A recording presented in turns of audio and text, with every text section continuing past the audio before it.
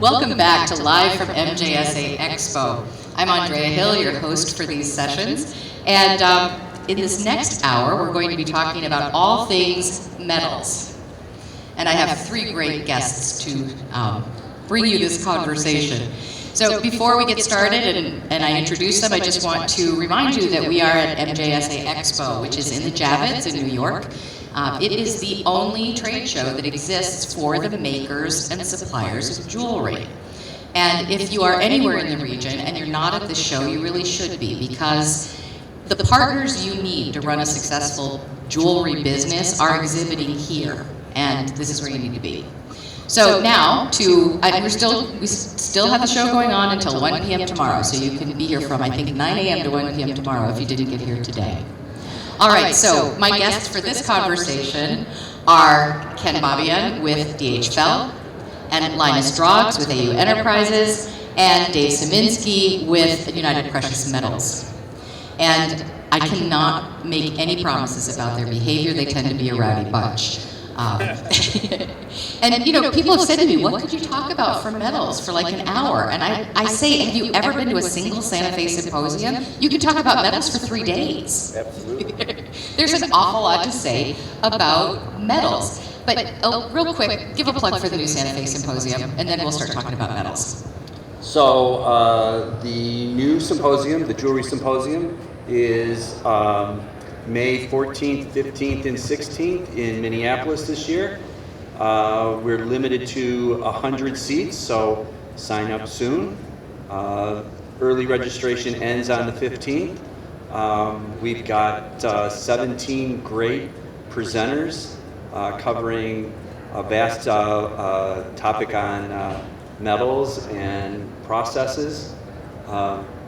So yes, come and join us. It's the premier technical event for jewelry manufacturing in the entire world. Excellent. So, and only 100 seats. That, I mean, there's some scarcity for you. People do need to register. All right, so I guess I'll kick this off by asking you, what's stressing you these days when it comes to your metal world and metal manufacturing? We'll start with the stresses because we're going to end on the fun stuff.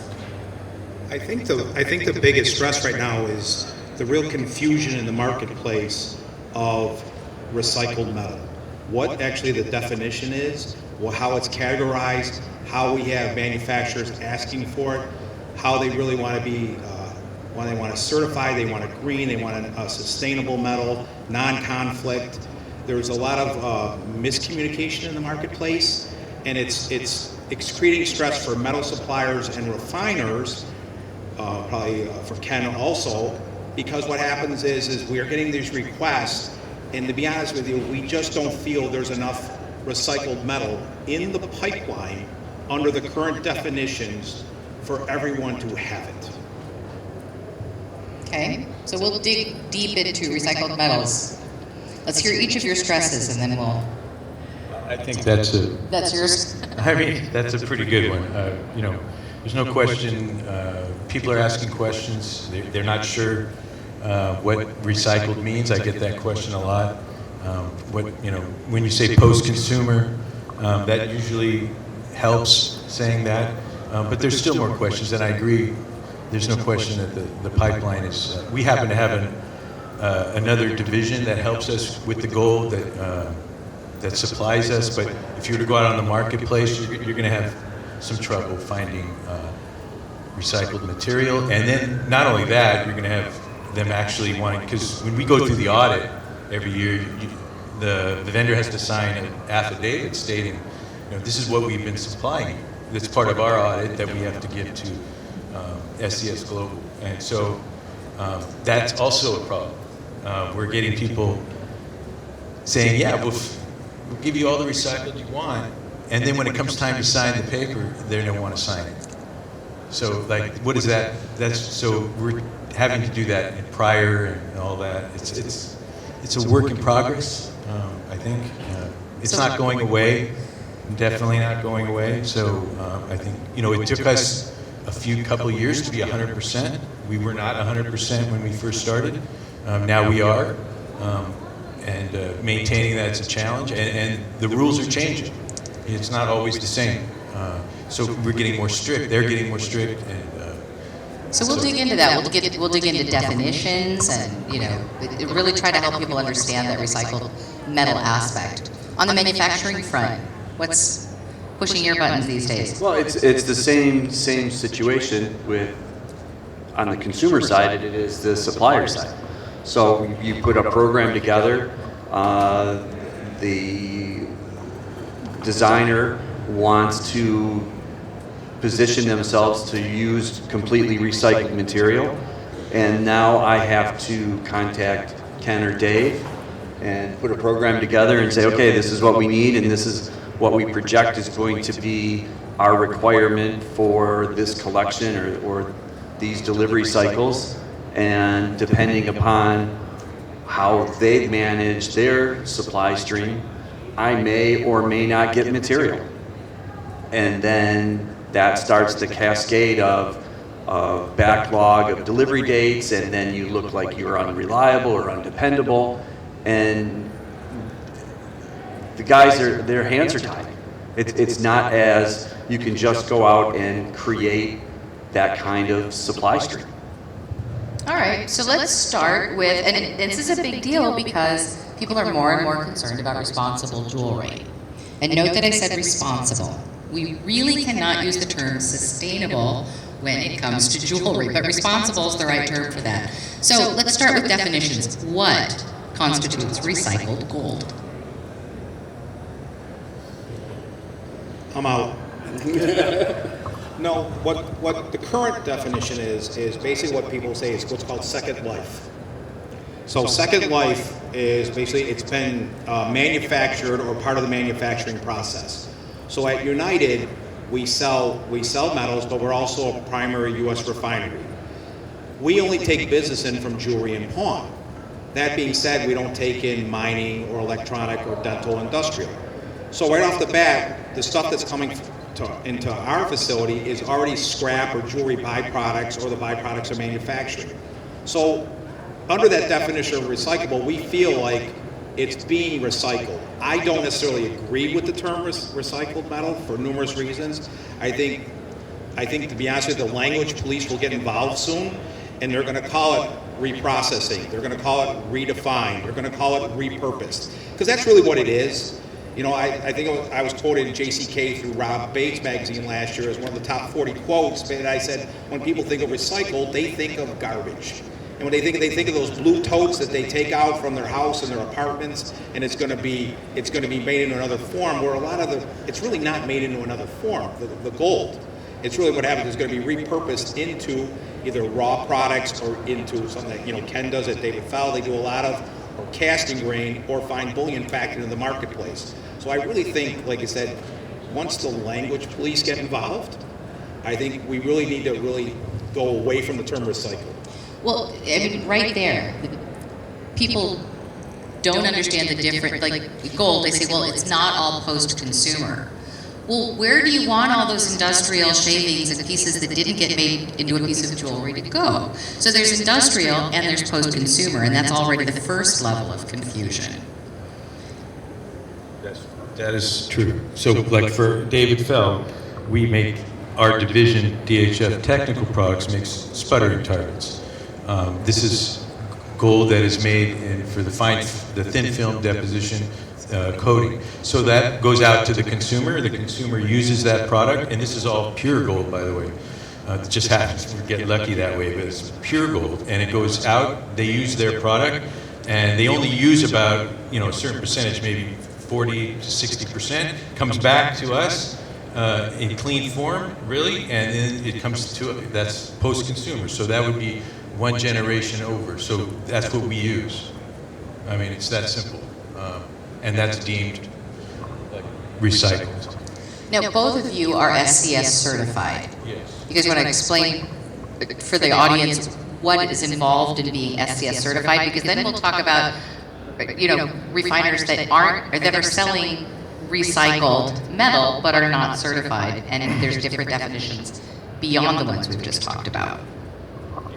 So there's certifications, they're called literally third-party certifications, or they take place in an audit form where they're basically going to evaluate when we say we're green and clean, that what happens, our metal is green and clean. So you bring this third party in, and SCS is one of the leaders of the industry when it comes in. They'll certify your metal as a certain percentage of recycled. Fine gold, fine silver, fine platinum, fine or palladium.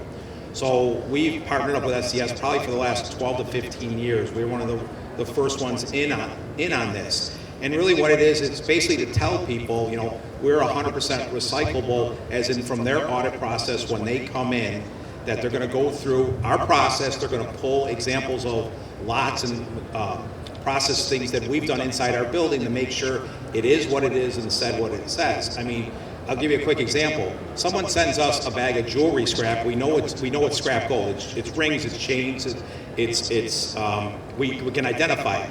Now say that same manufacturer or retail jeweler melts that into a bar.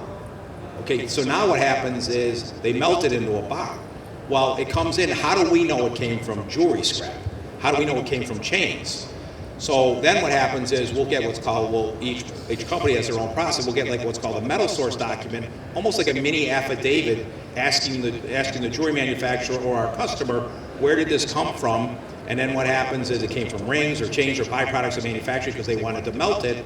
So then what happens is we'll take pictures, we'll make a note out of it. So then when the auditing firm comes in once a year or once every 2 years or 3 years, and they pull that lot and they say, this is a bar, how do you know it is? Then we go back to the paperwork and the documentation we have from our customer to say, this is what we did, and we try to cover ourselves, to be honest with you, the best we can, so when those questions do arise, we have actually documentation that backs it up.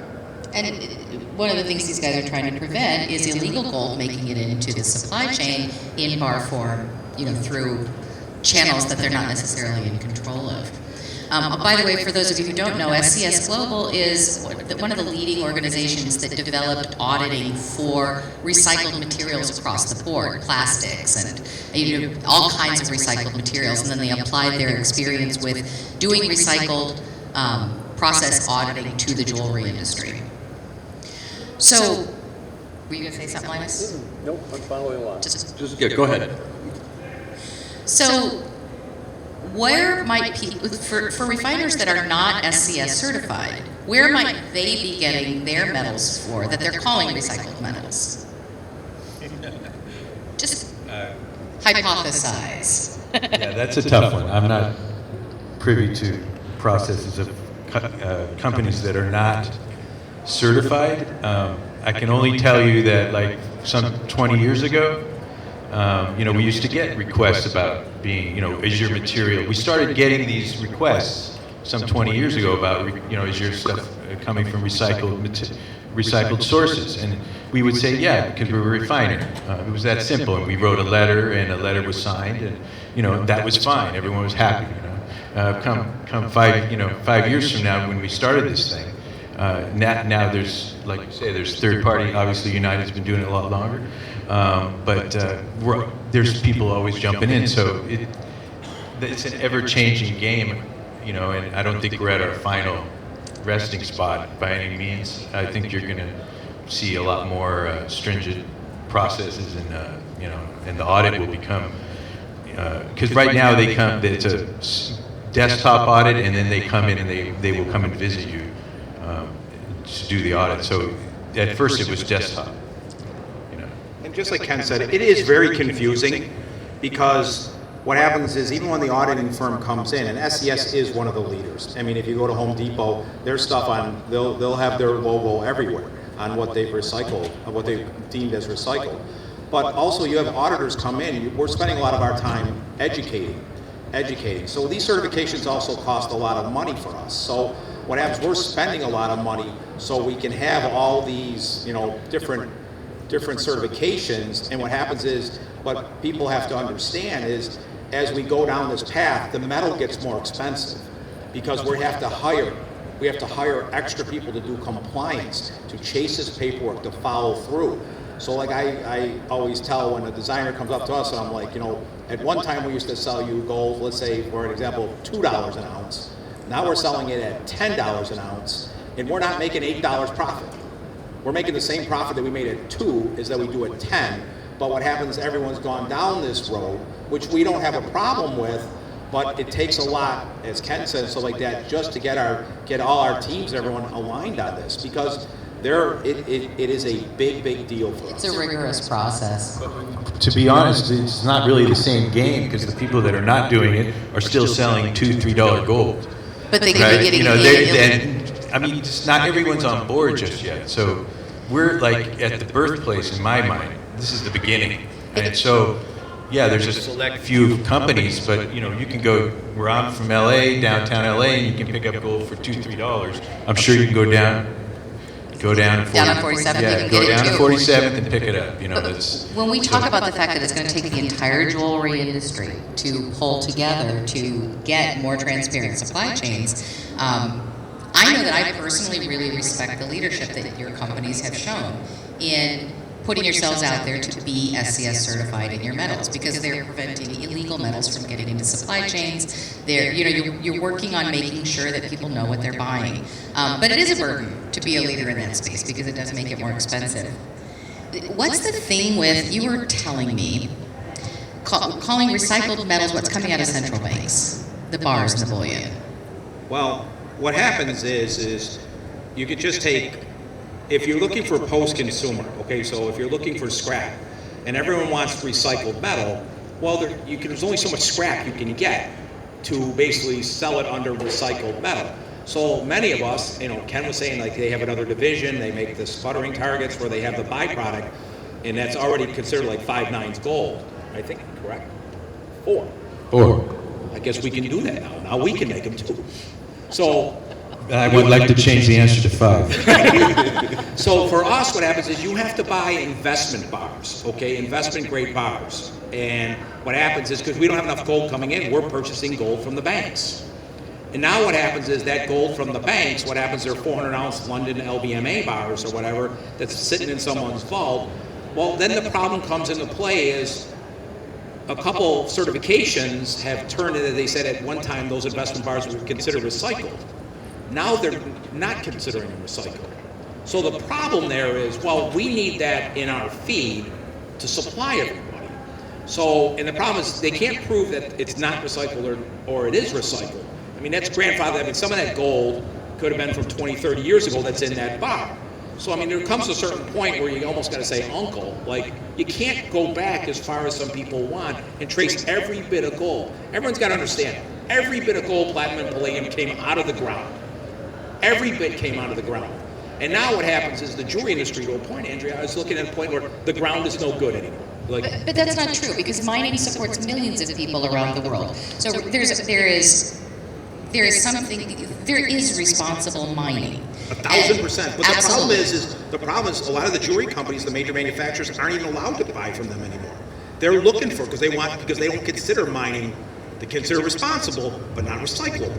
So this is part of the problem in the industry. This confusion of what is. So when we have to buy the investment bars, and then we put it in our stream, and then you can almost say, well, now it's not considered recycled because we can't prove it back. We didn't know it was jewelry scrap. We didn't know what it was. So that's what makes it. So then you're taking all that supply out of the feed. So then what happens when you have a major jewelry company call, or even a small customer, and they want something, you know, it's like we don't know if we have what Ken was saying. And it's fine what happens when they want bullion, and bullion being fine gold or fine silver, platinum, palladium. But think about this, now they want you to incorporate it in your products. So now you have to take all those products you manufacture, cast and grain, solder, wire, sheet, whatever findings, and now you have to find the gold to manufacture that. And I'm just saying, under the current guidelines and definition, and you know just as well as we do, it's just not there. It's not there. One plug for tomorrow. Please join us again at 10 a.m. tomorrow. We're going to be talking about Fairmind's new credits program and how the jewelry industry can come together to support getting more responsible mines online to increase the capacity of mined metal, because that's a completely valid option for responsible metals. So when you talk about did you say the definition police? What was your phrase? The language police. Language police. What kinds of definitions would make more sense from you guys' perspective dealing with these metals? And is it different ones? Is there a term for post-consumer and a term for industrial and a term for what's coming out of the central banks, or is it just one term but it's not recycled? Like, how do you envision this evolving? How I envision it, I think it's twofold. I think it really has to be a two-line definition. Responsibly sourced and non-conflict. I think if you run down that guidelines, and everyone's trying to beat down those guidelines, which would open up artesian mining, all this type of stuff, because all mining, refining, recycled, however you want to say it, it all needs to be in the food chain. Everyone's got to be able to supply this metal, because there's just not enough of it coming from one particular part of the source. So I think if it's non-conflict, responsibly sourced, you can use terms like I said, for redefined, repurposed. I think we'll be in much better shape. Ken? Yeah, I mean, it's tough. There's no question. When you talk about the fair mine and then recycled, I mean, right now, if our auditor says, that came from the mine, that's it. It's not acceptable. So how can I help? How can I be different metal streams? How can you be? Yeah. Then now, so if I want to be fair mined, also, then I got to have fair mined metal. Is how I'm understanding this, and that's like, it's already, yes, it is a burden, because it's higher priced, but now you're talking about segregation, 2 lines of the same product. That's just that's wild stuff. For someone, for us who's stocking stuff on the shelf, it's already costing money to stock everything. If you're doing both, you're doubling your SKUs. So every SKU that you produce that product in, you've got 2. We have 1,000 products on the shelf. So what kinds of questions do designers, manufacturers, what kind of questions do you guys get asked, or what do people think they're asking for when they ask for recycled? Like, how's that conversation going? Because I know you guys spend a lot of time explaining. I think the consumer is actually asking more for fair mine than recycled. So if you knew exactly what your supply chain was from ground, it's almost like food to table. I told you I use a lot of cooking analogies. So here we are. You'll be hungry when Linus is done talking. So it's all food with him. Farm to table. You want to know where it starts at. You want to know that the company that pulled that out of the ground is using ethical hiring practices. They're supporting their community. They're being responsible to what damage they're doing to the earth, and they followed that material all the way from the beginning to that piece of jewelry now that somebody's put in that box. To me, that makes a lot more sense than trying to wish yourself into a utopian situation of I'm being responsible.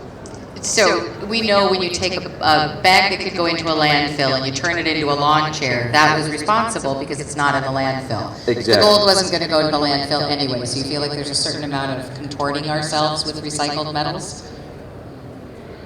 Yeah, I'm 100% on that. But once again, it comes down to, if everyone's going in on this, it from a manufacturing standpoint, it's about cost. What you're going to pay for just an ounce of recycled gold. Like I said, we talk about what happens on Hill Street in Los Angeles. Get gold here on the streets of New York for $2.75 an ounce. Well, what happens once you put that recycled term or all that stuff like that, it's going higher. And the mining and like fair mine and all that stuff, and I believe there's a place for that, and I would never go against that. But the premiums on that are humongous. They're humongous. They're 50 times. They're 50 to 60 times that. So, and that, I don't think they're that high. They're high. We could debate that, but they're that. You can ask tomorrow on your seminar. But when the separate stream thing is a problem, just like Ken said, we don't want to keep separate streams. It's a problem. We internally fight about it right now in our company. It's an internal fight. It's a fight between our office, our compliance, our finance, our sales, our marketing. Because what happens is we're just trying to navigate through a maze we can't literally figure out, because the definition is so vague, and nobody wants to put their pad to the paper to their name. Nobody wants to make that decision that, no, this is okay. This is okay. We put requests into the certifications and ask them, and they don't get back to us because they don't really know to a point. we have competitors. Ken is a competitor of mine. We're becoming best friends because we literally have the same problem. We have other metal suppliers here. They're all the same. So it's like we can get together and now it's like a kumbaya because it's like we all feel the pain of what's going on and we all are living it. So one thing it's made, we've made friendships. Yeah, it sounds like Dave's buying dinner tonight. So. Well, we know Linus won't. And and I think you're talking gold and silver, but it's even a whole nother level when you start looking at platinum and palladium. Yeah, palladium, like we started with palladium, and we just sales are down in palladium because of the price. So I guess maybe 20 years ago, when we were developing the 950 and all that, everyone was hot on that, and it was the alternative metal. But really, sales, so we kind of dropped the palladium on the circuit. We don't.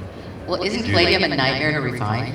Yeah, it's a nightmare. But the platinum, yes, there are sources, and there's not enough refining for us to be able to do that, and there's not enough targets. We have some targets that are in pure platinum, but you have to source some as well. And so finding the source is the challenge. There's no question. And I just want to know, when does it stop? This is all about precious metals, but is copper next? Is nickel next? Is zinc next? You know what I'm saying? Like, are we going to have traceability and all that stuff from all these metals moving forward? I mean, once we get through the precious, are we going that way? Well, yeah, because 14 is going to be 40, 30 some percent copper. So you're only going after, like, drive it down even farther, 10 carat. So 10 carat's 41.7 of gold, and now you're 35% copper. I mean, So you're almost 50-50. So now you're saying, well, I need to know it's got to be recycled. So where'd the copper come from? I mean, the real solution is to remediate the problems at the mines. If we didn't have historic and endemic negative conditions at a lot of the mines in the world, we would not have this problem. But now that people are aware of how much environmental damage, human rights abuse happened at mines, now they want to make sure it's not happening. So you're right, the real solution isn't to, try to, audit every piece of metal that goes back through a kiln. I think that the pressure would alleviate if we could just invest in responsible mining, and it is happening. That's going to be in the copper and the base metal world. That's going to be challenged. It's going to be a challenge, but I don't think you're not talking about artisanal copper mines. You're talking about big companies, massive industrial mines. Industrials, but they have the money to remediate they as do. well. But do they have the motive? That's. I think we're For them, seeing. the jewelry industry isn't going to be the motive. No, we're seeing pressure there from automotive, from medical for some of the metals. But the consumers want to know that they're not destroying things when they buy products, and that's only going to grow. So, I mean, what blows my mind is that on the artisanal side, those artisanal miners do not have the resources, and yet they are working very hard to, farm the land once they've mined it and, implement the practices. They don't even have the funding, but these big industrial mines, they could fix it tomorrow if they chose to. And so we're going to still see this pressure until mining is fixed. Listen, I don't disagree with anything you're saying, but it comes back to the decisions that people make in a boardroom versus what happens on a production floor, and then what happens when we sell the metal. Because remember something about, I'll just use the term recycled metal and all this. We're not the only industry who wants it. Now the electronic industry wants it. Now the industrial industry. Well, this is the goal that we need for our industry, and now they all want it. So that's what I always tell. It's like I'll do the JCK show, and everyone's like, "I had a great show," and I'm like, "No, that's great. Where are we going to come up with the metal?" From a metal supplier, you're thinking, "All right, how are you going to?" Everyone had a great show, and the buyers were buying, and the wholesalers and the manufacturers selling. But it's always about the metal. People think from a metal standpoint, whoever they're using as a vendor partner, that it's almost like a spigot. You turn it on and the water's always going to come out. Well, that's not always true because the metal's just getting absorbed. It's just getting used. And literally, and it's to a point, Andrea, it's about the piece of paper. They really want the piece of paper, okay? So everybody's covering their butt. Right. They want the CYA. So they want the piece of paper of the certifications and the transfer papers and all that stuff. So if they're asked by their auditors or they're asked by their customer, that they're covered. Our industry doesn't make disposable products. It's not like pop cans where you use it once and then you responsibly dispose of it and then it gets reprocessed and it turns into another pop can. We make product that's got longevity, that's supposed to last a lifetime. Well, if you're taking product and material out of the supply chain, something has to feed that. It's got to come back at some point as new feedstock. So do you guys think the real solution is to try to make sure that I was just going to ask a question that can't be answered. Because the problem is, when it's in a bar form, you just don't know where it came from. Is there any technology that can tell us where the components of a bar came from? No, that's kind of like trying to figure out where, air atoms come from. Everything, all of it is now in one or two locations that's passing through the investment world and then filtering back into the physical. There's just got to be I'm telling you, a place where it's just like enough. Like we can't go much farther. I mean, we just don't have the technology to literally, like Superman, the X-ray vision, to find out where this metal came from. The metal that's here is the metal that's here. I think I heard once that all the metal that's ever come out of the ground, gold, is like a 50 by 50 by 50 cubic yards. Like take a football field and just cut it in half, and that's how much gold's actually come out of the ground. And that's been used and recycled and repurposed. Most people's, believe it or not, their engagement rings, their wedding rings, the jewelry you're wearing right now, it's been repurposed, it's been remelted, it's been recycled. It's not brand new gold. You're already wearing recycled material under the current definition. So going back to your original comment, just make sure it's non-conflict responsible. Would there be enough, are there metals that you could be refining now that are non-conflict responsible, but which are not currently allowed under your recycled definitions, and what are they? From our standpoint, it really comes down to the feed. We only refine in jewelry and pawn. So for us to do in going to other processes, to add a whole other process into your facility, let alone if you have the space, the money, the capital resources, we don't, like I said, for us, we don't refine for any of those other products. So we can only take the jewelry byproducts in the pawn. And that helps us with our certifications because it's very easy when they come in. It's clear where it came from. 100%. But remember, when these auditors come in, now I'm going to date myself here, they're young. They're young. They come out of college, and what happens is this is a lot of times their first jobs is being an auditor. So what happens is a lot of times, what Ken was saying, you're bringing in these auditors. Our first part of the first couple days are there is actually educating them on what we do and what it's all about. I mean, sometimes they're thrown into it and they're making decisions on your livelihood. From United, we have 103 people.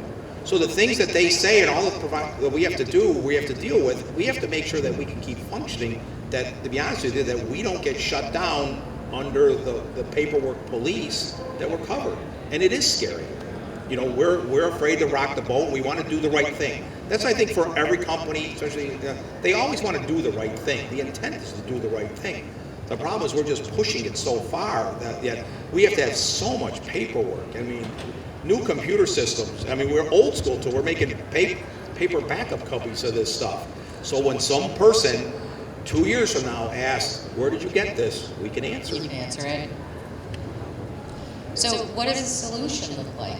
Is it just having more honest conversations about what recycled really is? I don't think right now there is a solution. I don't think there's a long-term solution. I think that there's going to be surprise and confusion in the not-too-distant future. Otherwise what you have is I have a relationship with Dave and Dave's company, and I have a relationship with Ken and Ken's company. So I'm already in their system for what I need and my requirements. But at some point, Dave and Ken are going to have to stand there and say, we can't take on new customers for this product line. If I'm going to support my current customers and the customers that have been loyal to me, then I have to support them and continue my relationship with them. And new startups, new entities will be looking for that kind of relationship, and it won't be available. I would agree with Linus, not to cut you off, Ken, I would agree with Linus, like, we, as a company, we're trying to save our metal for our customers. We get customers all the time, especially bullion customers. What I mean by that, they want the gold too. They can't get it, either they'll call us up, the coins, bars, they want to buy bullion. Like, we can't sell you bullion. We don't have enough. We really want to save it for our jewelry customers for the order. I mean, that's really what it is. So we're really picking and choosing. And that's exactly what Linus says, and I'm not sure exactly. I think the SBS should be in some of the conversations. I mean, I've seen many conversations at various events, and they're not there. They're dictating a lot of the rules. Let's hear from them. We can invite SCS. We know who's in those departments. Yeah, I mean, I think it's good. It brings its transparency. Well, and it's funny because in some ways, like, I work so much in responsible jewelry, movement and practices, and some of this conversation makes me, like, feel like it makes my stomach in knots, thinking about this. But the reality is the reality, and so we need to have these conversations. The transparency in conversation is going to precede any real changes in practice. Yes. Dave's talking about educating them. I literally had to educate them on what carat gold was. Mm-hmm. They didn't know. So that pretty much says it all. We had to have conversations about how things are made, how things are mixed. It's not just like where it comes from. And so, they take a total of everything we have. There's a lot of Excel spreadsheets and this and that. So it's an education for all at every level, in my opinion. And so it just continues. It's a work in progress. This is, the beginning and the start, in my opinion. And yet you guys are still doing it, and it's an administrative burden on your companies because customers want this. Do you just think customers don't know what it is? I think there's some confusion. Well, I will say this. We do a lot of, at United, we do a tremendous amount of jewelry shows, okay? So we try to support the industry that supports us. I always ask the retailers, one of my first questions is, do your customers ask about recycled metal or where the gold or where the silver came from? I've yet to find a customer, a retailer, tell me that they asked. They asked. Now, what happens, you might get one that we're looking for the mine, but they don't ask about recycled metal or all that stuff. They'll ask about a diamond, they'll ask about lab grown, they'll ask about, the Blood Diamond movie or whatever they saw on Netflix or whatever. They'll ask about that, but for the metal, they don't ask. That's why sometimes I think the jewelry industry, this is a self-imposed problem. It's a follow the leader. So, the big guys, the public companies, the top tier that have set these programs up for whatever reason that they decided to do that, and then... Well, because they are getting consumer pressure. There is consumer pressure for more responsible supply chains. And if you're a company like LVMH, you're selling a lot of products to that one consumer. They're not just selling an engagement ring to a consumer. They are selling a handbag and a belt and shoes and a shirt and some lifestyle goods for the home and jewelry. And so they're being very uniform and saying, okay, responsible supply chains matter to our customers, and we can't just apply it in one area and not apply it in another. And frankly, mines are a lot more damaging to people in places, or at least have been historically, still are in places, than cotton. That's true. But again, somebody has to have some sort of feedstock to supply. Right. So having honest conversations is more the solution. But yeah, this is coming from. Everyone wants to know where everything's from. It's not 20 years ago. Everything's more transparent. You can see where you go to the grocery store, and now there's a sticker on there on your avocado what country it came from. If you want to watch, Dave mentioned Netflix. You want to look at avocados and where they came from. You can see the conflict that goes on there, yep. And all the dirty dealings that's going down from south of the border to in this country. So it's not just metal, it's everything, and people don't want to see that. And I agree. It's not going to go away, so we have to be able to do our best. This is the struggle time. This is the tough time. you know, because not everyone's on board. In fact, the majority is not on board. So we had enough of our customers ask us. We assumed because their customers were asking them. So we had enough. After years, a few years, or 5, 10 years, we finally got on board, you know, and we said, this is what's it going to take? So we went through the 3 years of not being 100%, and now we are. But it's still a struggle, and there's no question that we feel the pain and the price, you know, because pricing in jewelry is huge. I mean, everyone makes a pretty good product. Everyone's making good products. Dave makes a good product, we make a good product, Hoover and Strong, you can name them all. It's all about customer service, but it's all about price in the bottom line, and that's what really dictates. Well, now we're going to have new pressure, though, because now in the jewelry industry, when we did respond to pressure from more responsible sources, it was because of the Blood Diamonds movie. So people saw people getting hurt, and that really pushed the buttons. And as a country, we wanted to fight about whether or not there was climate change for a really long time. And I don't know if anybody noticed, but people stopped fighting about 5 years ago. So now we're really talking climate change. So these new ESG regulations that are going to be imposed on public companies are going to increase this pressure, not decrease it. So public companies have to report where their material came from. Who does that affect? Their downstream suppliers. And by next year, the downstream suppliers are going to have that transparency. So I don't see it going away, and I don't think it's necessarily a jewelry industry imposed problem, but it is a problem we have to figure out how to solve. Well, look how everyone is like electric cars, electric this. Just Google or go on TikTok or YouTube and look at a lithium mine. Oh, rare earth metals are going to be a big issue. Go look at a lithium mine and just see how much farther ahead our industry is compared to that. And this is supposed to be green, clean, the electrical and stuff like that.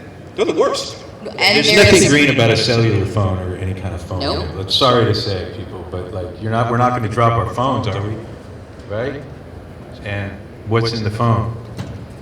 Just all I got to do is Google it. Lithium is probably one of them. And rare earth metal mining is going to become, it's already a problem because of some of the areas that it's happening in and the advantage that's being taken of those areas. So it is the next real area of potential crisis for mining.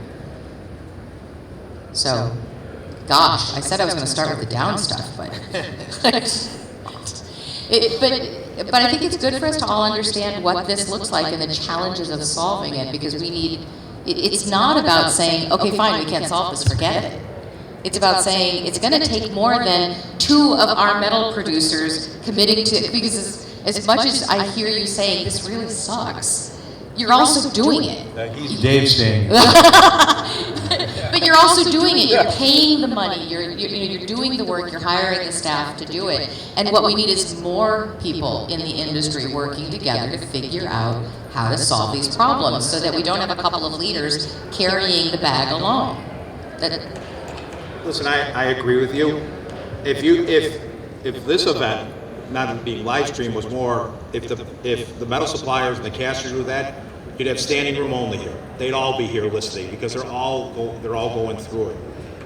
It's not going away, and it's a big problem, and it's just because I'm telling you, from what we see and what I've asked, and we can debate this, the consumer is not asking where the metal came from. They're just not. They're not going in the retail jewelry stores and asking. It depends on which retailer you talk to and which designer you talk to. And remember that there are entire communities of people. And the retail jewelry store, it tends to be behind the curve on things like this. I'll just be honest. So online sellers are seeing big sales lifts from being very forward about selling responsible metals, whether it's recycled or whether they do something like Fairmine or another artisanal mining project. Who's checking them out?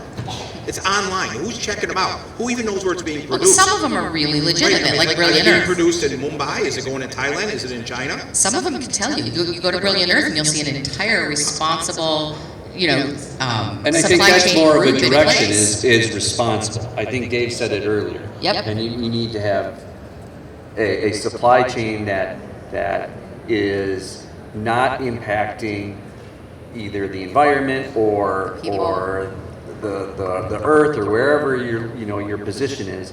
It just needs to be responsibly sourced. Yep. Well, and to your point, who is monitoring that. People can just make claims. We've just made claims for a long time. The green guides are going up for review for the first time in 20 years. You know, what it means to greenwash is going to, you know, be further defined, and it's not going to get easier. But how do we monitor all that? So that's another piece. All right, let's shift gears. Let's talk about what else is happening in metal. Are you hearing people asking for different metal combinations? Are you seeing more? I'm just shifting to like the whole, unless you had something you wanted to add. No, I think on metals, people always come to the trade show booths. What's new? What's new? What's new? What's new? It's hard with metals, okay? Because what happens, there's only so much you can do with it. There's only so much, like, certain metals, it's almost like a family affair. Certain metals don't get along with other metals.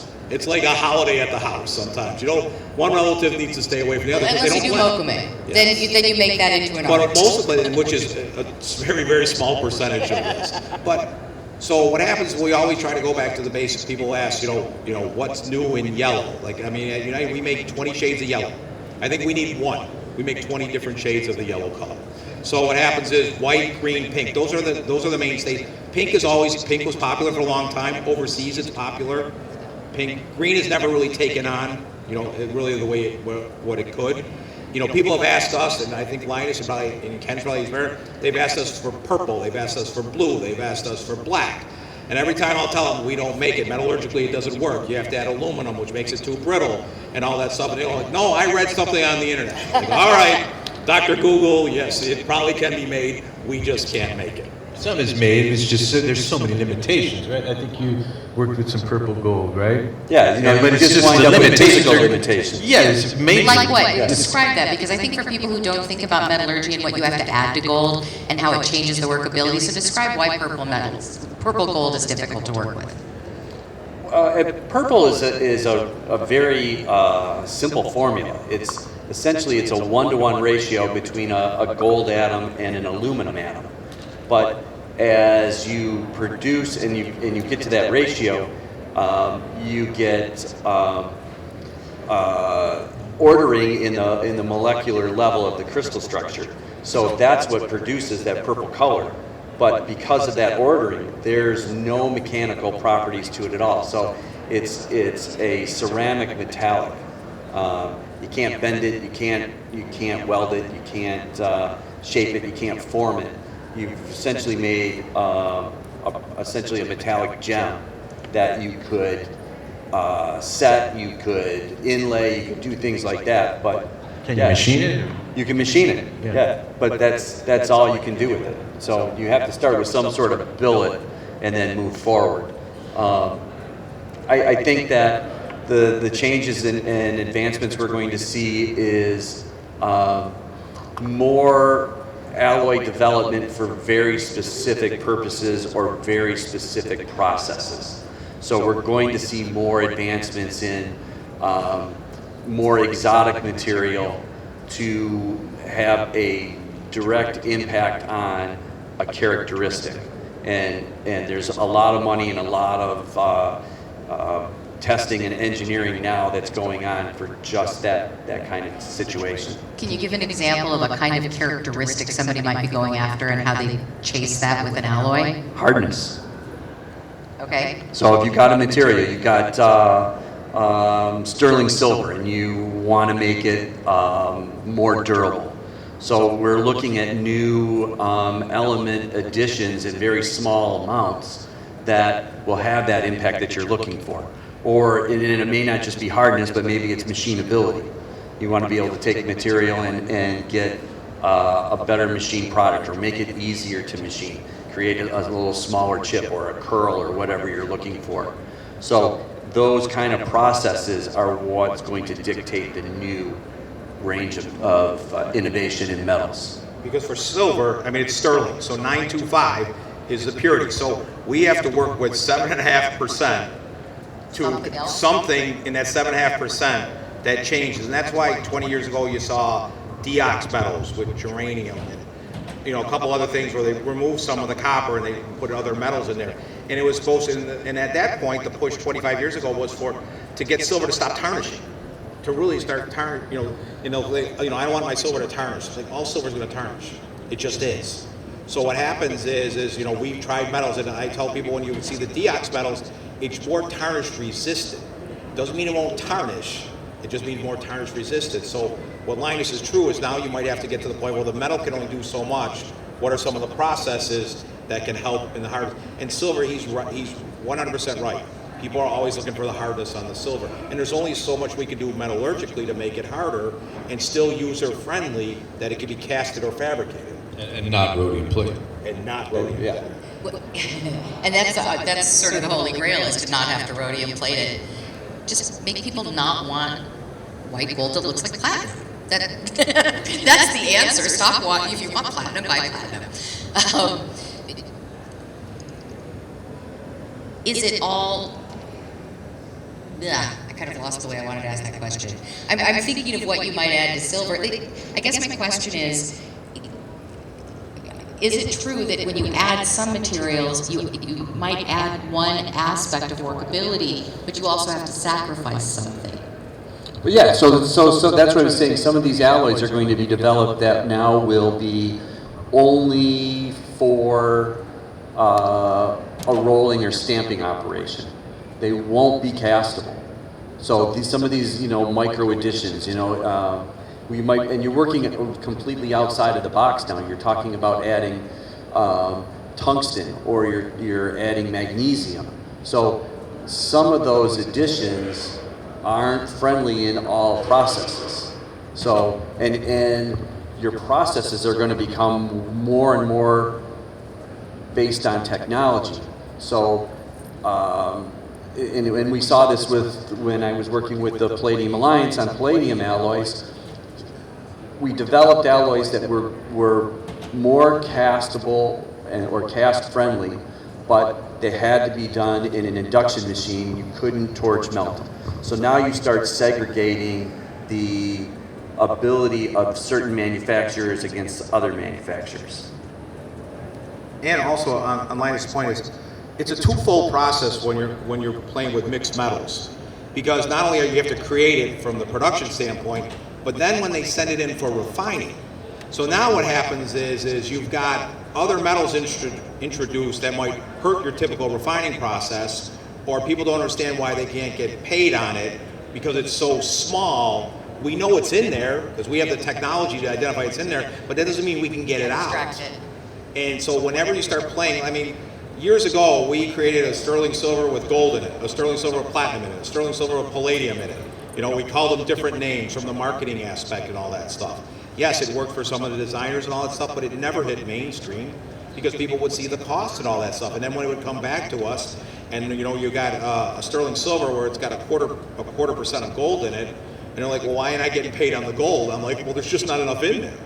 So whenever you develop a metal, and not only that, then if we develop a metal that goes really successful from a casting stuff, but then all of a sudden Ken's customers are asking, well, I need sizing stock that matches this, I need solders that match this. It's like, well, what are you going to do? That happened with the carat and gold Deox, where we were adding. Back many years ago, people were not using the enclosed induction systems. They were torch melting, so we had the Deox that we added to that, and that would help break out clean out of the investment.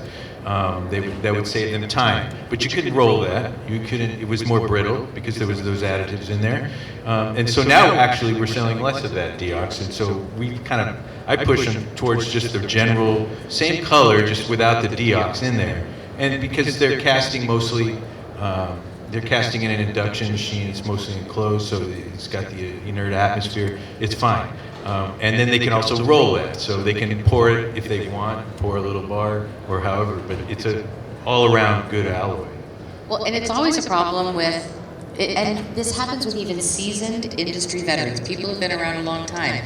They will order a metal, a sheet, wire, a fabricated product for making jewelry or casting grade, and not understand that what you say its purpose is for in your product catalog is actually its purpose. And then they get frustrated because they try to use it for another manufacturing process and it doesn't work, and there's something wrong with the metal. It's always the metal. It's always the metal's fault. I actually think it's the manufacturer. Okay. Ken, what do you think? It's true. The first thing is, I've been doing this for 40 years. That's the first line that they want to say. But that, you know, I think what people have to realize is that, you know, when you're making new designs and new things, that your process changes. So documentation of process is crucial for at any level, in my opinion. So if you're going to make something and you've been doing it all along and it's the same metal, and then you change your design and something else, you're going to have to change your sprue system. You know, and Linus will probably talk more about it, but I mean, you can't just do the same sprue for everything. And that's just basic, though. I mean, you should know that, but somehow, some way, it's lost in translation. And I still get those calls, and I still, you know, let me talk about sprueing, because the first things you check is their flash temperature, is their melt temperature, and all the basics. I call them the vitals. It's like, you know, so Water temperature. yeah, everything. But the sprue is crucial, and how the metal is going to flow. How I it remember flows. in the Santa Fe Symposium, some 15 years ago, they had a simulation of how the metal solidifies in the flask. You know, it was amazing to watch how things, because no one thinks or talks about that. We were able to see it. It was incredible, and so. Yeah, And it didn't follow logic No, or what it you, didn't follow logic, right. it didn't follow what you thought it was going to do. Exactly. You have to understand thermodynamics to understand how metal flows, and most people just don't study that. And the problem is as we sell new technology, software designing systems to design a piece of jewelry, and we're going to grow it. We're going to grow it on a machine, and we're going to make an unbelievable piece. Ask most casters, they'll walk by the screen and they see this great ring, and they're like, I can't cast that. I can't cast that. I can't cast that. Yeah, but the software system said it's good. Yeah, but it doesn't matter. It doesn't translate to actually some guy who's actually going to cast it. Yeah, where are you going to put that sprue? And, or do you really want us to cast it if I have to put 7 sprues on this little ring? So I do want to remind everybody that your metals providers can answer your questions. So if you're thinking of buying a metal and you are going to use it for a specific purpose and you're not sure which one to buy, ask. Or if you're thinking of switching a metal, you know, your casting ring, for instance, ask, because they can talk to you about the dynamics of those metals that you're buying and help you make a better choice from within their catalog. And when they can't, come over and see me, Ken, and we'll answer it for you. And I think part of that, what you just touched on, is ask first. So before you Before go you out, trash the flask. yeah, or before you go out and buy a new casting machine or some addition or change to your process, ask beforehand rather than have to deal with that consequence afterwards.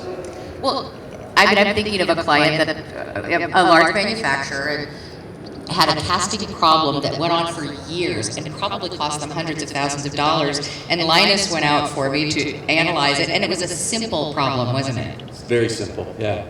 And you know, and it's mostly just not understanding how processes and materials behave simultaneously together. Yep. Yeah, it's science. I mean, metallurgy is science. It's just cooking. It's just cooking. Your cooking tastes better.